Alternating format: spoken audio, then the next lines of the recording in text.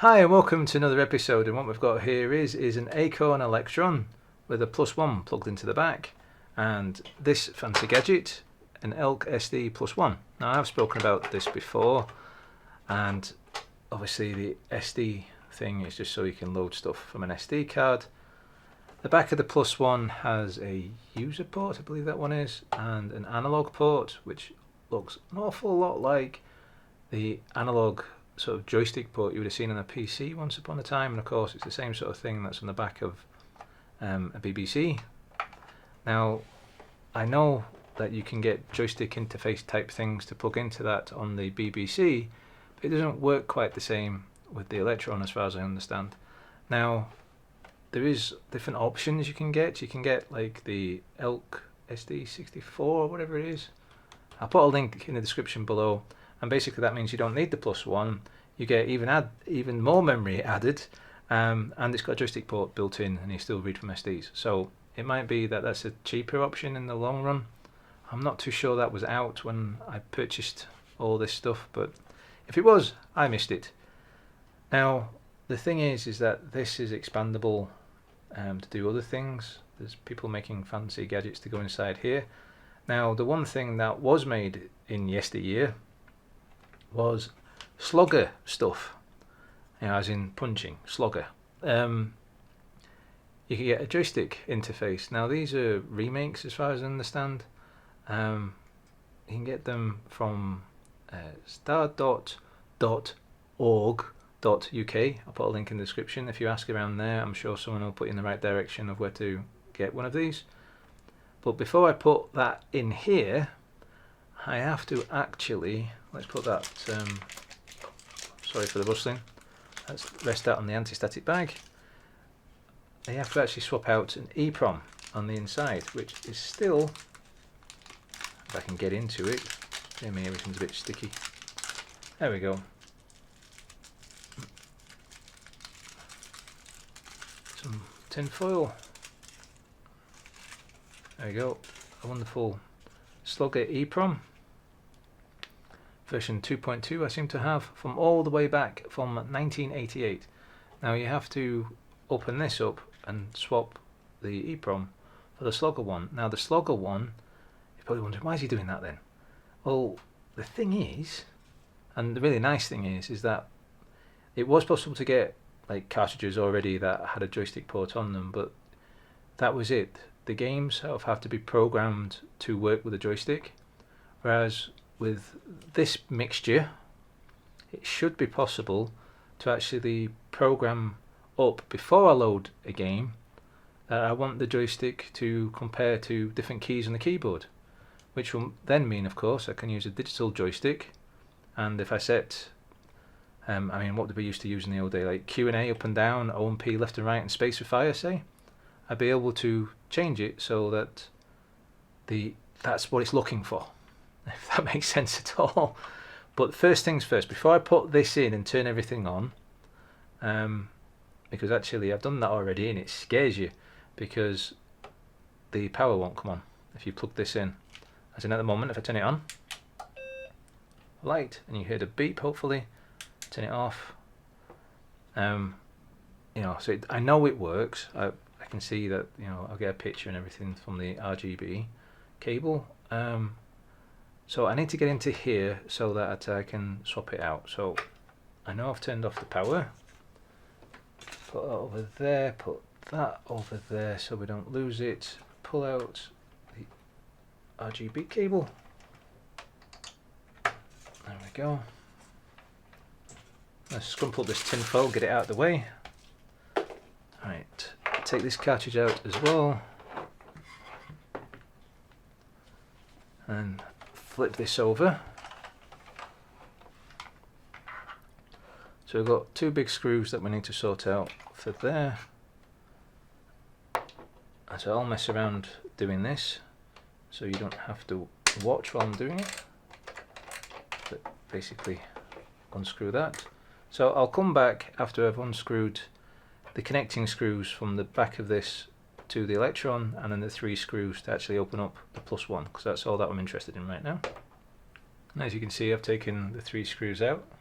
A lot longer than what you might think. pop off the back. I believe that's the back or the bottom rather. And there we go. And then this is the chip in question that we want to remove. It says +1 support, ROM version 1v33. So we need to pull that and replace it with this one, making note of the notch, which seems to be to this side. So the notch is going to the right hand side, so got my fancy chip pullers. Find them sometimes more fiddly than they're worth.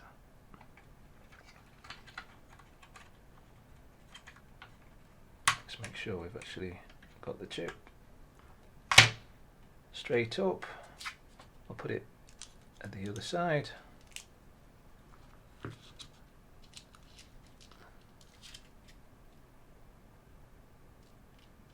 The notch is at this side. Pull the notch.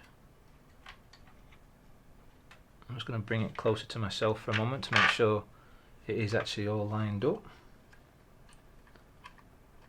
So they're getting my big head in the way.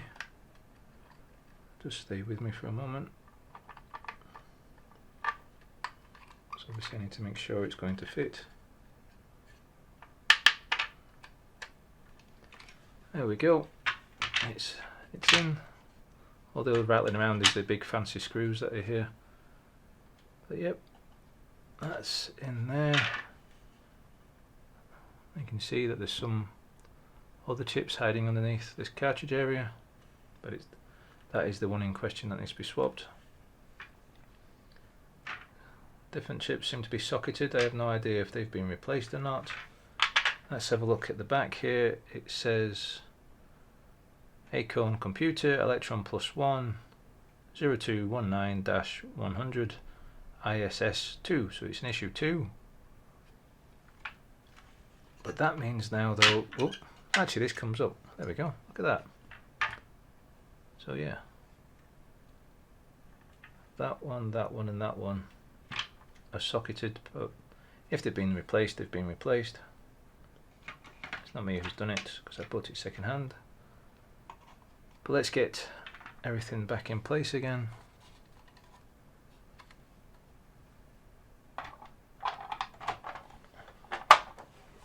Just a matter of closing it down, and then it's a matter of screwing it all back together again. So hopefully I've not fried and everything, because you may have noticed I've not got any anti-static wristbands or mats or anything like that, because over the years, well, basically with all computers it probably is best, but I've found if you before you do anything with changing them out, is earth yourself, which you can do by touching a radiator, and then not walk around an awful lot before you do it, and don't do it in, you know, the best woolly socks that you've got. You'll probably be fine, but caution is better than just winging it. Anyway, I'm going to put the screws back in here again, so I'll just do that. As always though, with the screws, go anti-clockwise first, which is that way around, for those that might not quite understand what I'm saying. But go backwards and you should hear, it's like a little thud as the screws dropping in. There we go, that's that little click. Now you turn clockwise. Anyway, I'll do that for the other 3 and then the other 2 to get it back onto the computer. For those that haven't seen Electron go back together again, it looks like this. You've got the big screws and then you're lining up, because there is screw holes there and there, and that's what these bolts go into. So that's it lined up for the edge connector, and you've got to turn it upside down, and then you've got to put the bolts in to hold it all firmly into place. Okay, now that we've got everything turned back on, obviously always make sure that you've got your cartridges interfaces plugged in before you turn the Electron on, because otherwise you might fry something. Also with the joystick interface, because it doesn't have a cartridge on it, it may be a bit easy to get it the wrong way around, but make sure that the port is actually to the left of the interface when you're looking from the front, because if you have it the other way around, it will basically, the Electron will not turn on, it won't beep, it won't do the power light, and even though you've turned everything off again, you know, killed the power, removed the interface, plugged the power back in again, it might not turn back on, and that's a very scary moment if you do that. What you can do is just wait a little bit longer and power should come back, but always make sure the power's not on at all when you're putting interfaces in. Now the joystick interface actually has some jumpers on it which controls of where it's mapped to sit in the memory so that everything can be found. So you have to make sure that's set for the way that your setup is, because it will depend on what other cartridges stroke interfaces you're plugging in. Since we have the Slogger EEPROM in there, we can do a command. So let me move across so you can see that. So we can do star joystick, help if I actually spell correctly, I did press it but it didn't work, joystick, and I'm using memory map area of 3 because that's the way I've got things set up, and we can do a test, and we can press return, and now you can see I've got up, down, left, right and everything in between. It does work perfectly fine, it's just the way that I've got the joystick here. Press fire button, that works too. Yep, definitely happy with that. So we can come away from there, and now if you want to set up the joystick to map to the keyboard, we can do star joystick 3 and then set up. You could do the shortening of using the dot commands. So let's do, well, what I like to use if I'm using the keyboard is QAOP space and then press return. Now I know for Electron games by standard it seems to be that it's colon and / Z and X and space. If you've got other ideas, that's up to you, but it might be that you have to do it for the way that the game is actually asking for it. So you might have to actually load up a game, find out what it's wanting to use, then come reset, set it up, and then go back into the game again. But hopefully that the game has like a redefinable setup as well, so you can, you know, preset it. And then from there, what you should be able to do is just, as I say, just load the game and go for it. Now I don't really have any games on here at the moment to play around with, and I'll let you do that yourself. If it doesn't work, please let me know, and then I'll have to try to hunt people down so that I can find out what's going wrong. But in the meantime, at least this gives you an idea of the fact that it is possible to get a joystick interface onto Electron and using the Slogger. There is other options as well nowadays. Of the gentleman that makes the ELK SDs, I think he makes, I forgot what it's called, it's like an ELK 128 or something like that, ELK SD 128, at least he was doing, and that basically has all of this gubbins all in a cartridge that just plugs straight into the back of the Electron. It might be an option for you. Also I believe you get some extra, even more memory to play around with if you're interested in doing stuff with more memory. I don't know very much about Electron. This is the whole point of my channel. I'm trying to learn things, and what I learn I want to try to share. With that, I hope that you do subscribe, hit the little bell and everything like that to make sure that you get to know when my next episode, or my next video comes out. I hope that was of some interest, but as always, happy gaming.